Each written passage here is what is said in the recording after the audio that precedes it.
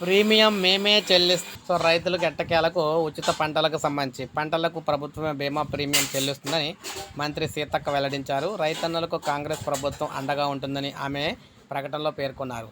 రైతులపై భారం పడనివ్వమని ఆమె స్పష్టం చేశారు. ఈ సీజన్ నుంచే స్కీమ్ అమల్లోకి అయితే వస్తుందన్నారు. రైతులు ఎలాంటి ఆందోళన చెందాల్సిన అవసరం లేదన్నారు. అకాల వర్షాలకు తడిసిన ప్రతి గింజను కూడా రాష్ట్ర ప్రభుత్వమే కొనుగోలు చేస్తుందన్నారు.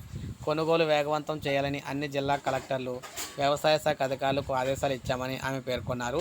రాష్ట్ర వ్యాప్తంగా 3 రోజులుగా కురుస్తున్న వానలకు పంట నష్టం జరిగినందన్నారు. కళ్ళాల్లో తడిసిన ప్రతి గింజను కూడా రాష్ట్ర ప్రభుత్వం మద్దతు ధరకే కొనుగోలు చేస్తుందని ఆమె స్పష్టం చేశారు. రైతులకు ఎలాంటి ఇబ్బందులు లేకుండా ప్రభుత్వం తరపు చర్యలు చేపట్టాలని కూడా సీతక్క అయితే వెల్లడించారు. సో ఈ విధంగా కొత్త పథకం అయితే తీసుకురాబోతున్నారు రైతులకు. పంటల బీమా, ఉచిత పంటల బీమా అనమాట.